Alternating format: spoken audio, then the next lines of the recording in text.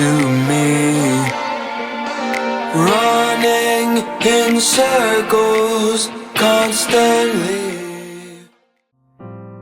오늘 우리에게 주신 하나님의 말씀은 전도서 10장 1절에서 3절 말씀입니다.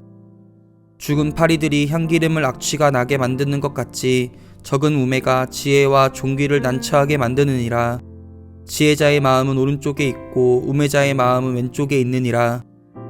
우매한 자는 길을 갈 때에도 지혜가 부족하여 각 사람에게 자기가 우매함을 말하느니라. 오늘 이 말씀에 많은 은혜 받으시기 바랍니다.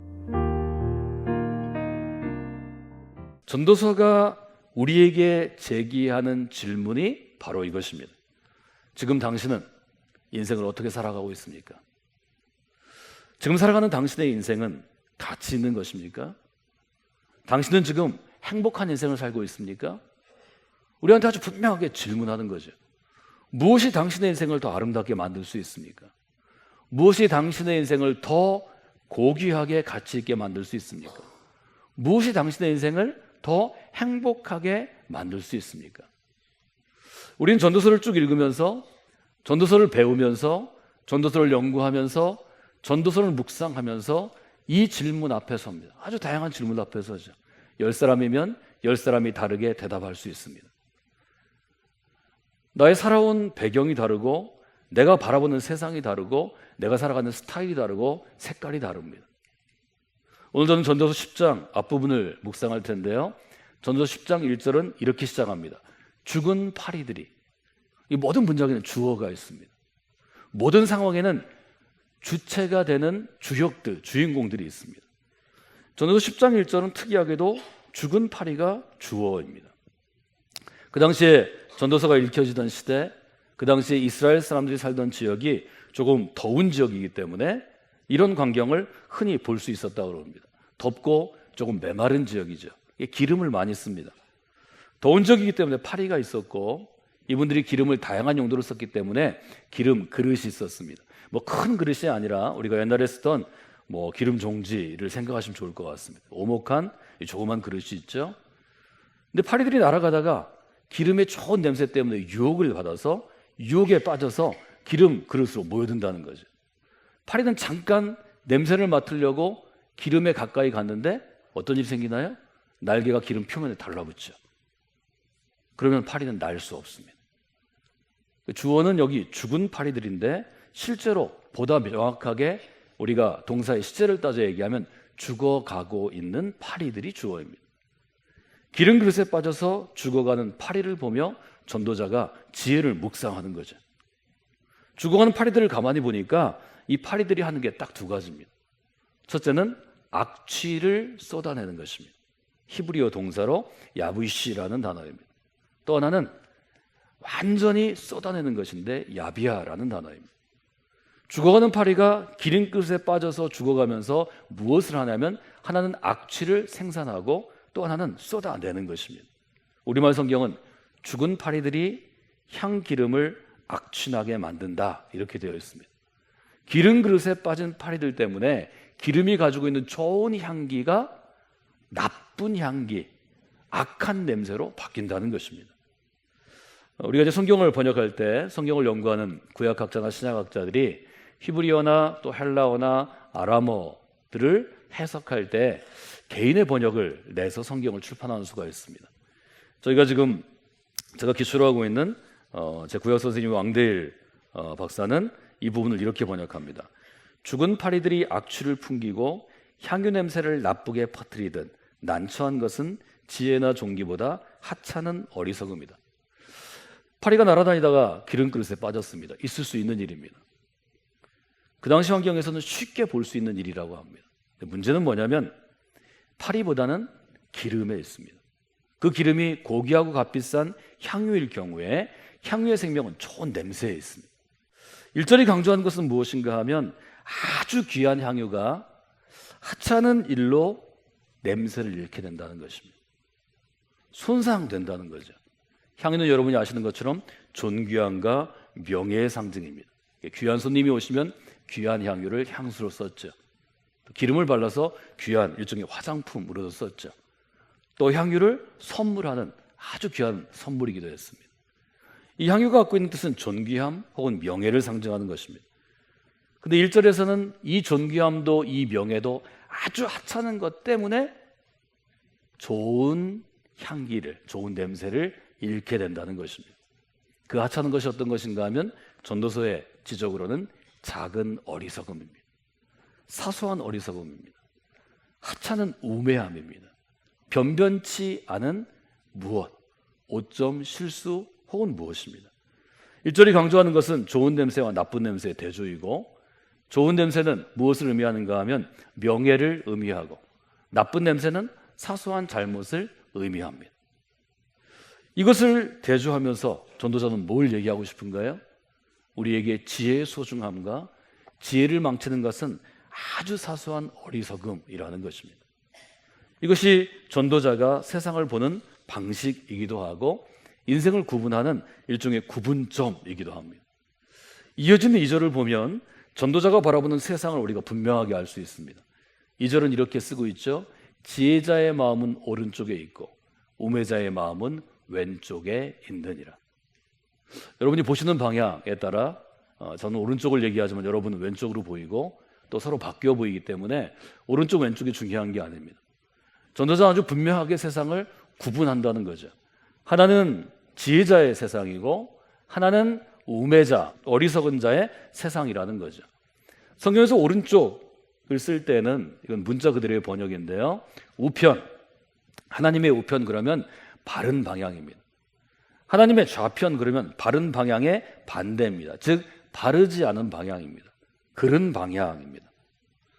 세상을 바라볼 때 바른 방향, 하나님께서 보시기에 바른 방향으로 가려는 사람들이 있고 하나님께서 보시기에 그른 방향으로 가려는 사람들이 구분된다는 거죠.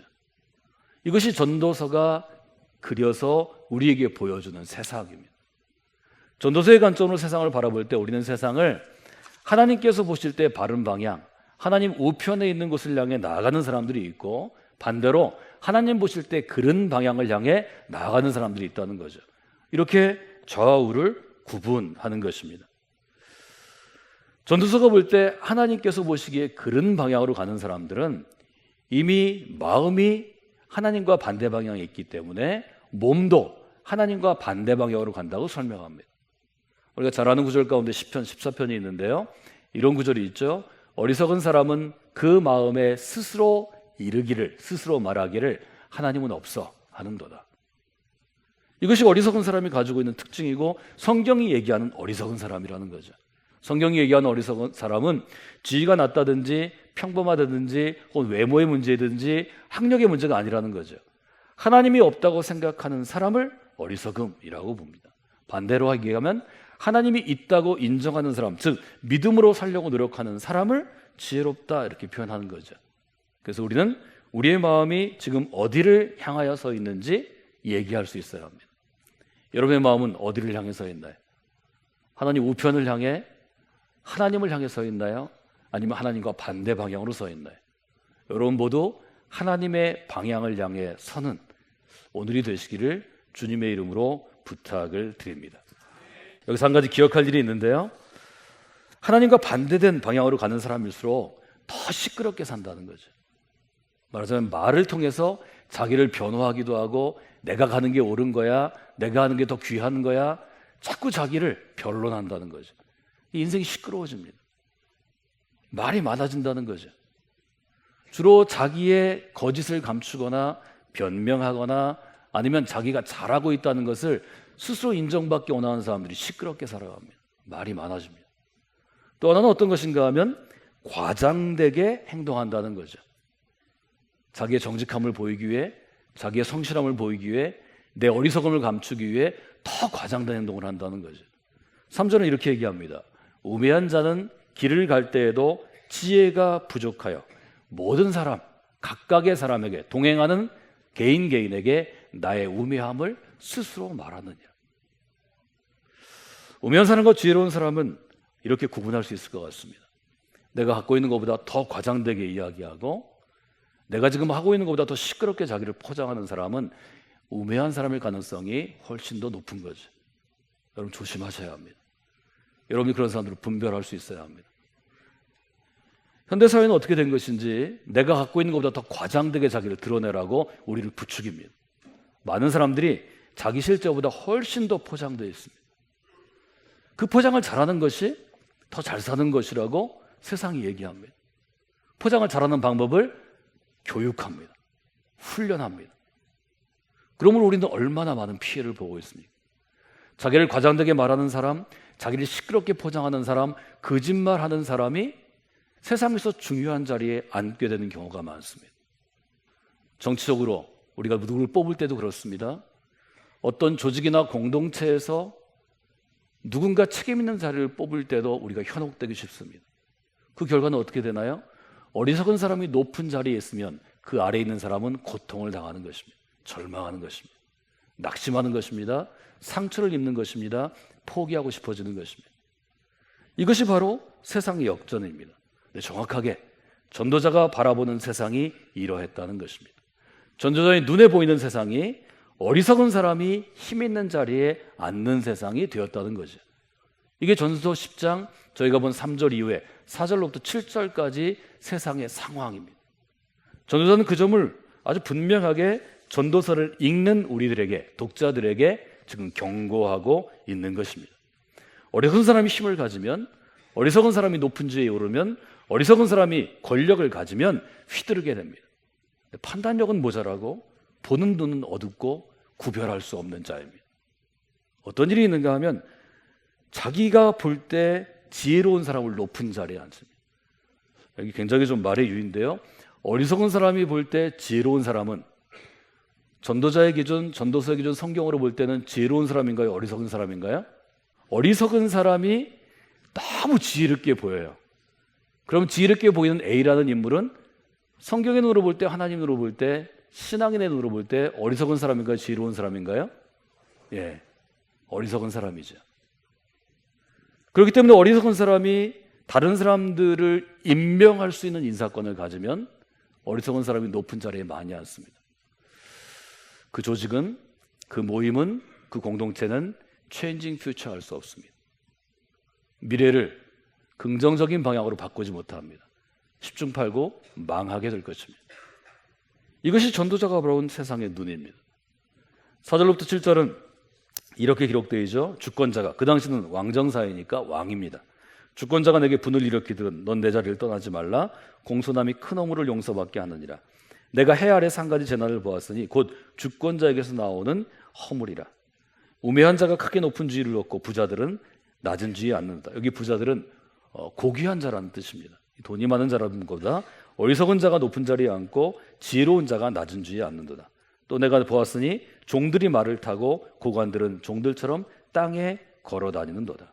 세상이 뒤집혀져 있다는 것입니다. 전도자가 보니까 실제로 왕이 되거나 높은 자리에 앉아서 여러 사람을 위해 일해야 될 사람들은 그저 말을 끌고 다닌다는 거죠. 낮은 자리에 있고 낮은 자리에서 그냥 말이나 끌고 다니면 적합한 사람들이 높은 자리에서 사람을 부리고 권력을 휘두르고 세상을 누추하게 혹은 부패하게 만든다는 것입니다. 이것이 지금 전도자가 고발하는 세상입니다. 8절로부터는 예들이 나와요. 남에게 함정 파는 사람, 또 담을 허무는 사람, 또 자기 일만 하다가 자기도 상하게 하고 다치게 하는 사람, 또 일하느라고 연장이 무뎌져 있는데 무딘 연장으로 계속 일하는 사람, 또 자기는 다룰 줄을 모르면서 뱀을 가지고 위험하게 술수 부리는 사람. 전도자가 지금 예를 든 것을 제가 다 설명해 드릴 수는 없지만 이런 사람들의 어리석음 때문에 세상이 어려워진다는 것입니다. 그러므로 우리는 신앙인의 지혜를 가지고 하나님의 은혜를 가지고 살아가는 사람이기 때문에 이런 점을 분명히 봐야 한다는 거죠. 여러분이 하늘의 지혜를 구하는 분들이 되시고 하늘의 지혜로 살아가는 분들이 되시면 좋겠습니다. 우리가 적용할 점은 전서 10장 12절에 있는 한 구절입니다. 지혜자의 입의 말들은 은혜로우나 우매자의 입술들은 자기를 삼키느니라. 우리가 어리석은지 지혜로운지 잘 알게 하는 제일 쉬운 일종의 시험지가 있습니다. 길이 있습니다. 우리의 말입니다. 우리는 태어나면서부터 말하고 또 자라면서 말하고 살아가면서 말을 제일 많이 합니다. 지혜자의 말에 대해서 성경은 뭐라고 얘기하면 은혜롭다 이렇게 얘기합니다. 여기 말하는 은혜는 히브리어로 은총의 뜻이고 위로부터 주어지는 선물입니다. 하늘로부터 주어지는 선물입니다. 하나님이 주시는 선물입니다. 세상이 줄 수 없는 하나님이 하늘로부터 위로부터 주시는 선물이 바로 은혜라는 단어입니다. 지혜로운 사람의 말은 하늘로부터 주는 선물이기 때문에 다른 사람에게 은혜를 끼칩니다. 힘을 줍니다. 담을 허무는 것이 아니라 세우는 자가 됩니다. 누군가를 상처 주는 자가 아니라 누군가를 북돋아 주는 자가 됩니다. 여러분이 지혜로운 말의 은혜가 이번 한 주 여러분의 삶 가운데 이르기를 원합니다.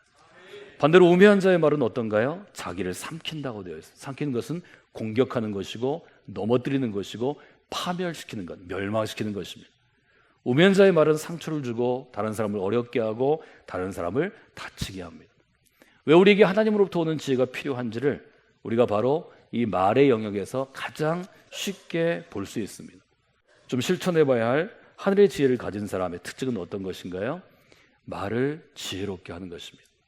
지혜자의 입술로 말하는 것입니다. 그럼 여러분의 주변의 사람들이 하늘의 은혜를 옷 입게 될 것입니다. 지혜롭게 말을 하려면 두 가지 해야 합니다. 첫째는 오늘 우리가 나눈 말씀의 주자대로 우리의 삶 전체가 하나님을 향해 서야 합니다. 하나님을 향해 서 있는 삶, 그래야 하나님의 마음이 우리의 마음으로 들어올 수 있습니다. 하나님을 향하여 설 때 하나님의 마음을 알 수 있고 깨달을 수 있고 하나님의 마음으로 변화될 수 있습니다. 또 하나 여러분이 생각하실 일은 어떤 것인가 하면 우리가 이야기하는 우리의 말들이 하나님께서 우리에게 주신 좀 말씀에서 우러나오는 말이 되면 좋겠습니다.